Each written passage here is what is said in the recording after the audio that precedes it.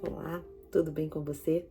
Mais um dia nós estamos aqui para pensar um pouco mais sobre o jejum. O jejum é uma prática que tem transformado as nossas vidas, que tem nos levado ao verdadeiro propósito do jejum, que é uma busca pela orientação de Deus, uma busca por Deus, uma busca para entender o propósito que Deus tem para nós. Nós podemos perceber que o jejum, ao longo da história, o jejum bíblico, ele se perdeu. Ele, de fato, ele foi esquecido. Mas neste tempo que se chama hoje, o Senhor tem trazido o jejum novamente à tona. Nós podemos ver que a ciência, ela trouxe o jejum de volta com o nome de jejum intermitente, só que o inimigo aproveitou e colocou a astúcia dele aí. O que ele fez? Ele tirou a parte espiritual. Ele apresenta, o jejum intermitente, ele apresenta somente os benefícios físicos que o jejum pode oferecer. Porém, o nosso Deus, ele apresenta o fundamento real que o jejum pode trazer para as nossas vidas, que é a conexão com Ele, a conexão com o Eterno, o relacionamento profundo com o Senhor. E quando a gente entende isso, a gente começa a entender o nosso propósito, a gente começa a entender o nosso legado. Então, você consegue perceber como o inimigo age. Ele até apresenta pratos para nós que nós podemos pensar que, a princípio, esses pratos são verdadeiros.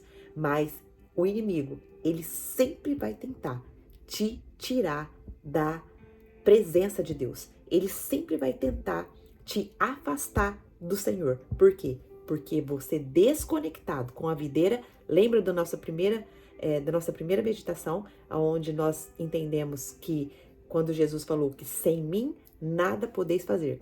Então, quando o inimigo ele nos desconecta da fonte, o que ele faz? Ele faz aquela lama na nossa vida, ele distorce todas as coisas e muitas vezes nós nos encontramos frustrados e não sabemos o que de fato viemos fazer aqui. Mas hoje eu quero te encorajar e dizer para você que Deus tem um propósito para você. Deus tem um propósito para a sua vida e ele é único, ele é exclusivo para você. O seu propósito, ele não vai caber na minha vida e o meu propósito não vai caber na sua vida. Então nós somos únicos, nós somos exclusivos e Deus ele tem um propósito para cada um de nós. E é isso que nós estamos entendendo e aprendendo aqui nas nossas pequenas meditações. Essas meditações nós procuramos fazer elas até 10 minutos, no máximo 12 minutos, para que nós possamos entender a palavra de Deus e o que a palavra de Deus tem a nos ensinar, os direcionamentos que a palavra de Deus tem para nos dar. Amém? Então, vamos orar e pedir ao Senhor que nos dê esse entendimento, essa capacitação. Senhor nosso Deus e nosso Pai, mais um dia nós estamos aqui diante da Tua presença e nós somos gratos a Ti, porque o Senhor revelou e deixou a Sua palavra para nos guiar e nos orientar. Mais um dia nós estamos aqui pedindo ao Teu Espírito Santo que nos ajude a entender essa palavra, que nos ajude a entender os propósitos que o Senhor tem para nós e que o Senhor venha dar discernimento para que nós possamos compreender a Tua vontade. Assim eu oro, agradecida no nome de Jesus. Amém. Fala conosco profundamente nesse dia, Pai. Nós queremos ouvir a Tua voz. Em nome de Jesus. Amém. Então, ontem nós já vimos Isaías 51, Isaías 58, 1. Se você não viu, volta lá, porque nós começamos entendendo que para nós alcançarmos o nosso propósito, nós precisamos denunciar o nosso pecado. E como que a gente denuncia o nosso pecado? Quando a gente começa a olhar para dentro de nós, quando a gente começa a praticar o ler-lerá, como foi falado para Abraão. Abraão, sai de tua terra, de tua parentela, e quando Deus falou isso para Abraão, essa palavra em hebraico, ler-lerá, significa: Abraão, saia para ti mesmo, saia para dentro de você. O que Deus quis dizer com isso? para que nós possamos ser transformados, para que nós possamos realmente enxergar a boa, perfeita e agradável vontade de Deus, nós precisamos primeiro olhar para dentro de nós, porque o nosso propósito já está colocado por Deus dentro de nós. Quando Ele soprou o fôlego de vida nas nossas narinas, Ele já colocou esse propósito dentro de mim e dentro de você. E nós só conseguimos entender esse propósito quando nós fazemos o jejum que agrada a Deus, o jejum bíblico, o jejum que nos conecta de fato com o divino. Então, hoje eu quero falar com você sobre Isaías 58:2, né? Que é a falsa, esse versículo, ele tá falando sobre a falsa busca por Deus e o verdadeiro jejum que agrada a Deus. Então, nós estamos num tempo onde muitas pessoas dentro e fora da igreja buscam a Deus, oram, jejuam e praticam muitos rituais religiosos. Mas será que em meio a essas práticas estamos verdadeiramente conhecendo a Deus e fazendo a sua vontade? Isaías 58:2 nos dá um retrato claro do que Deus pensa sobre o tipo de busca que se limita apenas à aparência e à religiosidade. É a religiosidade, é aquela aparência externa.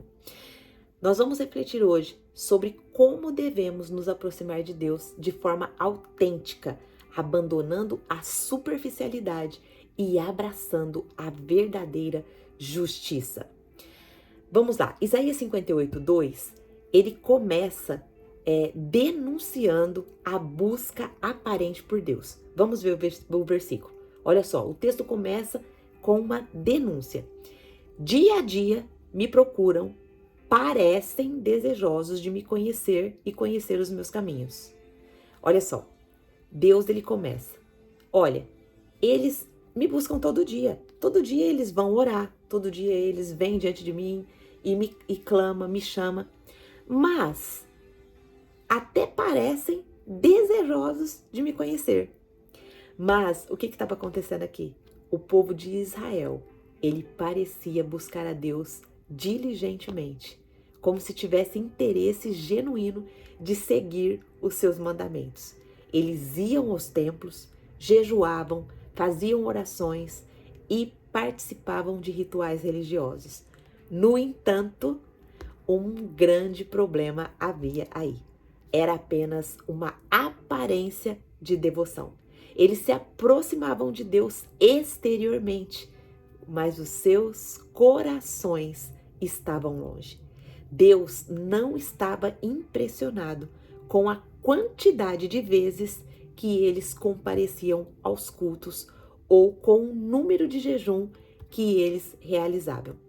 O que ele realmente busca, o que Deus realmente busca, é a transformação interior. Uma prática de justiça que brote de um coração genuíno. Quantas vezes nós também não caímos nessa armadilha? Nós comparecemos a cultos, nós participamos de atividades religiosas, mas estamos apenas cumprindo uma tabela. Não estamos de fato buscando conhecer a Deus e os seus caminhos. Precisamos ser sinceros em nossa busca. Nossa vida espiritual não pode ser apenas um teatro. Nós precisamos conhecer o Senhor. Nós precisamos conhecer quem é o Senhor, quem Ele é. Ainda continuando o versículo, Deus continua revelando o coração do povo ao dizer: parecem desejosos de me conhecer os meus caminhos, como se fosse uma nação que faz o que é justo e que não abandonou os mandamentos do seu Deus. A hipocrisia espiritual é um grande problema que persiste até os nossos dias de hoje. O povo parecia justo e obediente, mas na prática estavam longe de cumprir os mandamentos de Deus. Jesus também denunciou esse tipo de comportamento quando ele confrontou os fariseus, que mantinham a aparência de piedade, mas não praticavam a justiça e a misericórdia. Está lá em Mateus 23, 27. A verdadeira espiritualidade não se limita àquilo que mostramos aos outros. Ela reflete em quem realmente somos e vivemos e como vivemos de acordo com a vontade de Deus. Deus não está interessado em religiosidade vazia, que busca apenas agradar os outros ou manter uma reputação de justiça. Ele quer um coração quebrantado e uma vida que realmente pratica e o prega. Precisamos nos examinar e eliminar toda forma de hipocrisia espiritual. Ainda o versículo continua.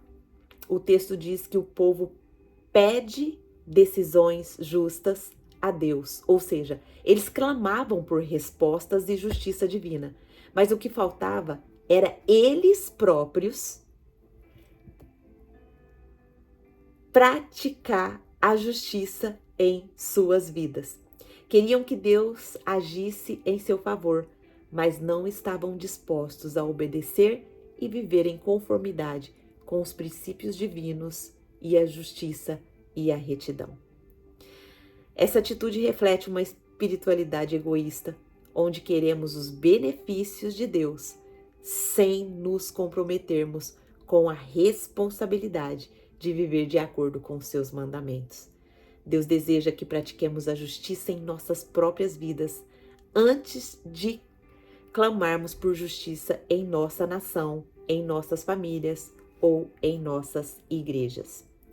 Nós não podemos pedir a Deus a justiça de Deus se não estamos dispostas a vivê-la. Devemos ser exemplos de integridade, amor e compaixão, buscando a transformação da sociedade e ao nosso redor, começando por nossas próprias atitudes. Mas qual é o verdadeiro jejum e a justiça, né?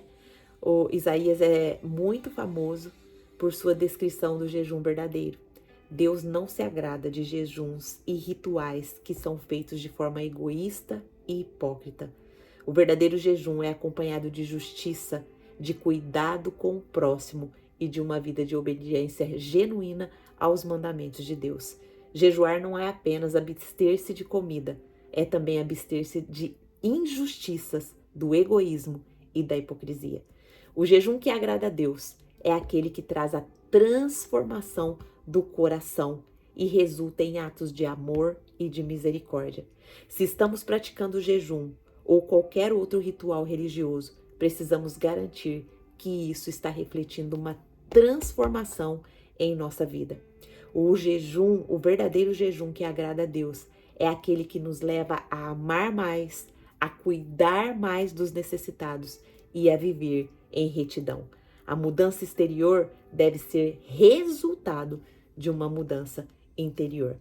Nós concluímos o nosso estudo dizendo que Isaías 58:2 faz parte de um chamado urgente à autenticidade em nossa busca por Deus. Não podemos nos contentar com práticas religiosas vazias ou uma vida espiritual superficial. Deus deseja um coração sincero e uma prática de justiça genuína em uma vida verdadeira de devoção. Hoje eu vou deixar uma pergunta para nós. Estou realmente buscando a Deus de todo o meu coração? Ou minha vida espiritual se tornou uma aparência sem substância? Vamos nos render a Deus de verdade, praticando a justiça e vivendo uma vida de fé autêntica que reflete o caráter de Deus.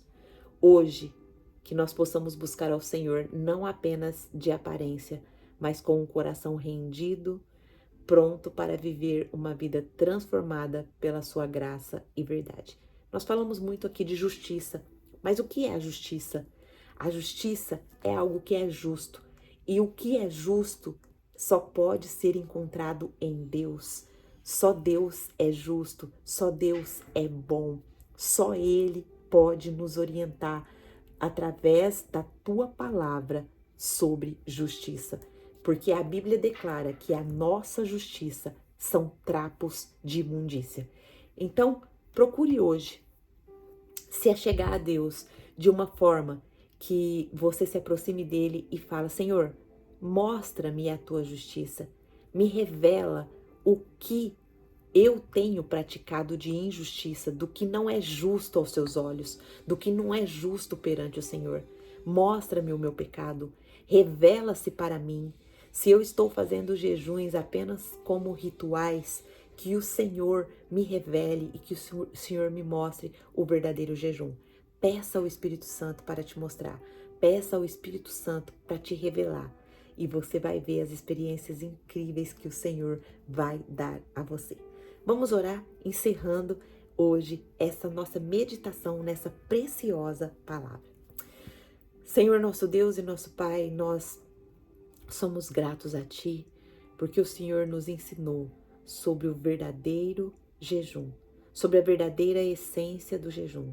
Pai, se nós temos Te buscado com jejuns falsos, com hipocrisias, com falta de transformação, não olhando para o nosso coração, não olhando para o nosso comportamento, não olhando para o que nós pensamos, para o que nós falamos, para o que nós agimos. Pai, nós nos colocamos diante de Ti, Te pedindo perdão neste momento. E nós queremos consertar a nossa vida diante do Senhor. Nós queremos realmente um jejum que nos traz as Suas revelações, que nos traz as Suas respostas, que nos traz para mais perto de Ti, que restaure, reconstrua a nossa conexão com o Senhor dia após dia, que o nosso relacionamento contigo possa ser tão profundo que nós possamos escutar a Tua voz audivelmente.